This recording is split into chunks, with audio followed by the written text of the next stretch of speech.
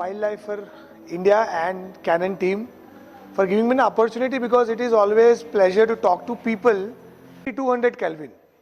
But मैं इसमें दो तरह के अलग अलग ड्रामा क्रिएट कर सकता हूं. If I boost my kelvin to 7000 8000, it will increase the yellow cast. See, this is 6500. But आप लोगों ने देखा है इंग्लिश मूवी में ब्लू कास्ट आता है बहुत ज्यादा, ग्रीन कास्ट बहुत अच्छा आता है. और ट्वाइलाइट शाम को और अर्ली मॉर्निंग में ट्वाइलाइट स्काई दिखता है. अर्ली मॉर्निंग में कम ही दिखता है, twilight is mostly evening sky. तो उसका जैसा स्काई दिखाना है, I will reduce my kelvin to 3500. It will give you this result.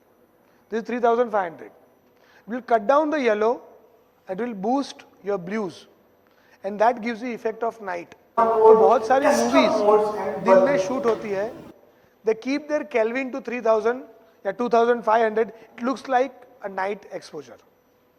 Under expose कर दो, Kelvin डाउन कर दो, रात का सीन हो जाता है. So this is this. So Kelvin is a personal choice.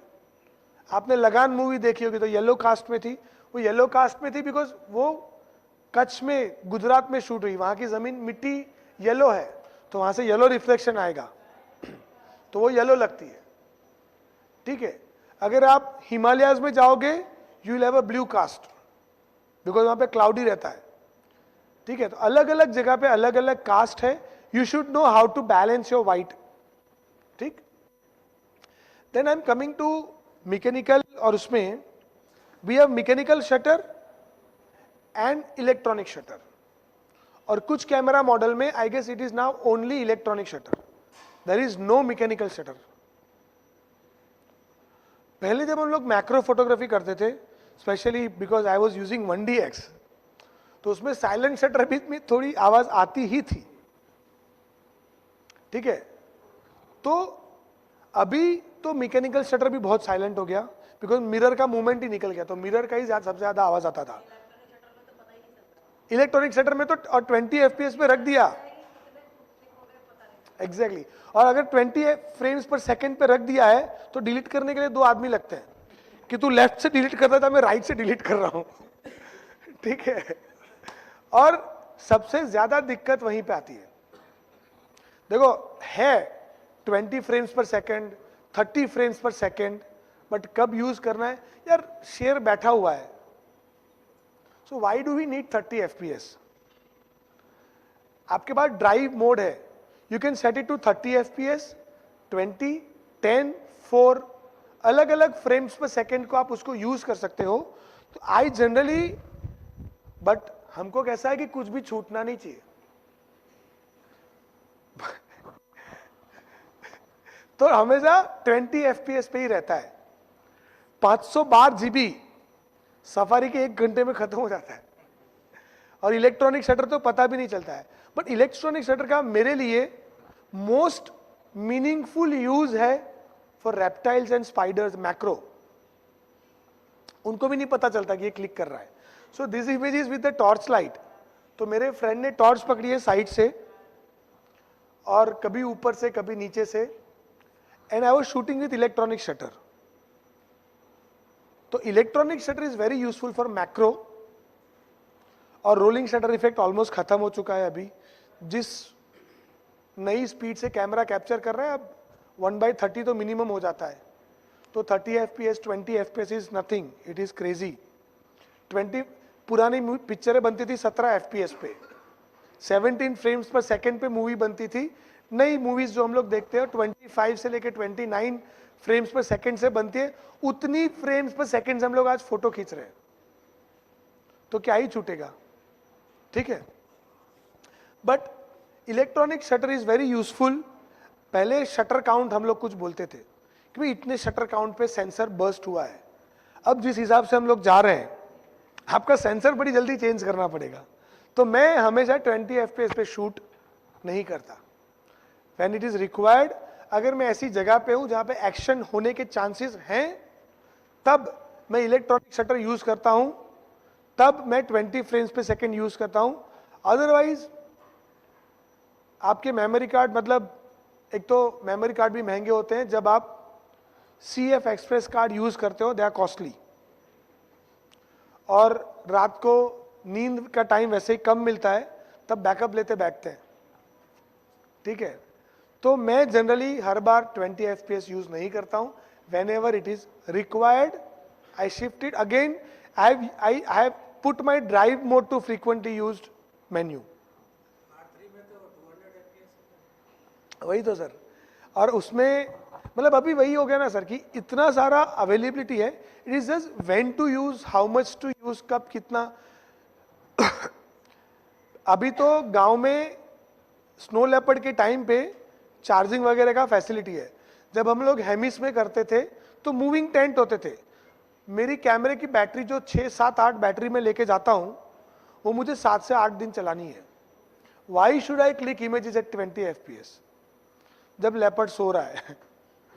तो 20 FPS पे शूट करने की कोई जरूरत नहीं है.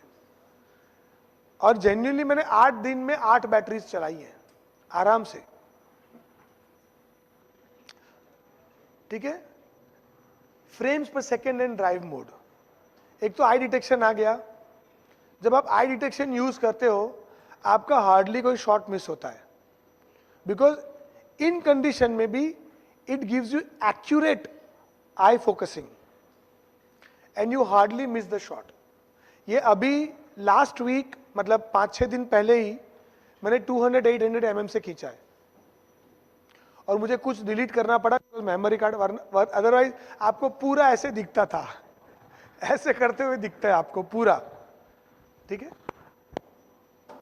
बट नाउ यू कैन, पहले है ना बर्ड इन फ्लाइट, कि यार इसने BIF शूट कर लिया, मतलब बर्ड इन फ्लाइट शूट कर लिया, तो उसको सुपरमैन रजनीकांत गिनते थे हम लोग कि ये अपनी कम्युनिटी का रजनीकांत है, he can shoot bird in flight. उतना मुश्किल होता था. अभी तो फ्लाइट बर्ड शूट करना it's a like everyday game. एक ही चीज है कि जब आप बर्ड इन फ्लाइट शूट करते हो और आप जूम लेंस यूज करते हो, तो मैंने ज्यादातर लोगों को एक दिक्कत करते यार मेरा फोकस नहीं हो रहा था. Whenever you are shooting bird in flight, zoom out.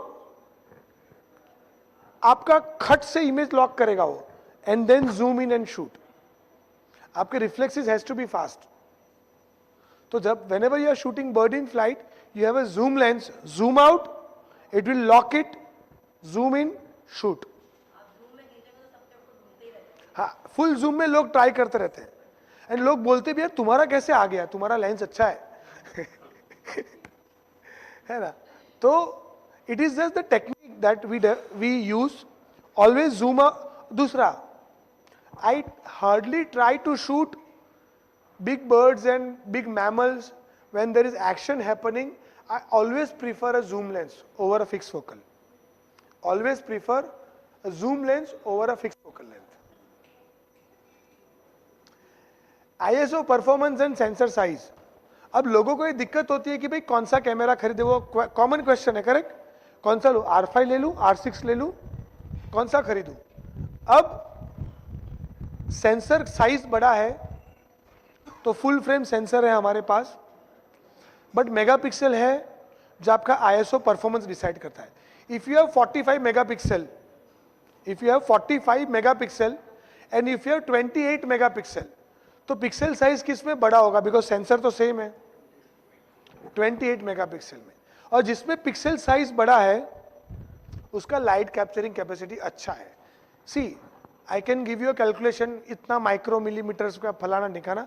Just to remember, अगर लो लाइट में काम करते हैं, अगर मैं वेस्टर्न घाट्स में काम करता हूं ज्यादा, I will prefer to have R6 Mark II because it is 28 megapixel against 45 megapixel of R5. उसका pixel size is large, and large pixel size means greater ISO performance. So आपको यह समझना पड़ेगा कि कौन सा. R3 में what do you think, Canon cannot give you 50 megapixel, it can give you, but जितना मेगापिक्सल ज्यादा होगा, because your sensor size is limited, your pixel size will be smaller at larger megapixel. और इसीलिए exactly तो जब आपको megapixel, मुझे print पसंद है, लार्ज प्रिंट 5-5, 6-6 फीट की, बिकॉज आई लाइक कि मैं प्रिंट में देखूं ऐसा, तो मैं एक R5 रखता हूं, एक R6 Mark II रखता हूं। जब लो लाइट कंडीशन है मैं R6 से यूज करता हूं, R6 Mark II यूज करता हूं। जब अच्छी ही लाइट है तो मैक्सिमम आई यूज R5। एक, I can crop my image with better, because lens कितना भी लंबा हो इट इज नेवर इनफ। वो कभी 600 तो लगता है, 800 हो जाए तो मजा ही आ जाए, मतलब 800 तो यार 1200 भी अवेलेबल है, पता है? अरे हाँ भाई, अवेलेबल तो बहुत कुछ है, बट इट इज हमें हमेशा मेगापिक्सल हमेशा कम लगता है और फोकल लेंथ हमेशा कम ही लगता है। बट हर एक लेंस, उसका एक फोकल लेंथ और अपर्चर वैल्यू जो डिफाइन होता है ना, वो डिफाइन होता है उसका क्वालिटी ऑफ ब्लरनेस को डिफाइन करता है वो। Because we often talk about the sharpness of the lens, sharpness of the lens, we often forget about the quality of blurness. जो मैं सर के साथ बोला कि भाई 100-300 उन्होंने स्पेसिफिकली पूछा, reason the quality of blurness at 300 mm 2.8 for a mammal photography, it is phenomenal. तो वो अच्छा क्यों लगता है? वो तो 600 f4 भी देगा शार्पनेस, बट उस शार्पनेस को कॉम्प्लीमेंट करने के लिए जो रेंडरिंग मिलता है बैकग्राउंड का, दैट इज फिनोमिनल इन 300 2.8। इसीलिए कुछ पर्टिकुलर फोकल लेंथ पॉपुलर है। ओके, जितना 300 2.8 पॉपुलर था उतना 400 2.8 नहीं हो पाया था, बिकॉज वो बहुत शैलो डेप्थ ऑफ फील्ड देता था। तो ये अलग अलग थॉट प्रोसेस है। जब आप फ्यूचर में इन्वेस्ट करते हो तो आप देखो कि अगर ज्यादातर आपको वेस्टर्न घाट्स में या हिमालयाज के फॉरेस्ट में काम करना है, choose lower megapixel over the higher megapixel. जब अच्छी लाइट में करना है you can choose higher megapixel. अगर मैं इस तरह के एरिया में काम कर रहा हूं जो कैनपी में है बर्ड, मुझे पता कि लाइट बहुत कम है, तब I will use lower megapixel camera over the higher megapixel. Correct? Camera equipment selection, कि भाई इक्विपमेंट को जब अपग्रेड करना है तो हमेशा एक क्वेश्चन मार्क लगा रहता है कि क्या खरीदे। तो generally we don't use our brain, we go to the Instagram, I am a photographer, I took this photo, 10-15 photos I, उस रील को ज्यादा लाइक है, हम लोग वो कैमरा खरीद लेते हैं। It is not about, see I am a photographer, I took this picture, of course you are a photographer, it is your job to took. If you are a carpenter it is a different story, I am a carpenter, I took this photo, तब कुछ अलग है। But as a photographer you need to understand कि आपको camera equipment की understanding कितनी है, उस हिसाब से अपने कैमरा लेंस सिलेक्ट करें। सर ये लेंस दीजिए ना, ये कौन सा है? 100-500। अब मेरे जैसा बंदा, मैं सफारी में कम जाता हूं, मुझे चल के शूट करना ज्यादा पसंद है, वॉक करके जाना, जंगल में घूमना, तो मैं एक जूम लेंस हमेशा रखता हूं। अब इसका वजन, इसका मैन्यूवरिंग, इसका operational capacity is way more easier than 600 f4। तो मैं ये डिसाइड करता हूं कि अगर मुझे पानी में ऐसे चल के जाना है, मुझे पेड़ पे चढ़ना है, मुझे हाइड में बैठना है, तो मैं स्मॉलर लेंसेज यूज करूंगा। मुझे क्रॉलिंग करके जाना है, 600 के साथ क्रॉलिंग करके देखा चलेगा बॉर्डर पे जंग लड़ रहे हैं, ठीक है, because there is a bean bag, there is a plate, everything, then you have to crawl. वो फ्लेमिंगो भी बूढ़ा हो जाता है तब तक, उसके नजदीक पहुंचते तब तक। तो पॉइंट इज कि आप किस तरह की हैबिटाट में शूट कर रहे हो, उस हिसाब से यू पिकअप योर लेंस।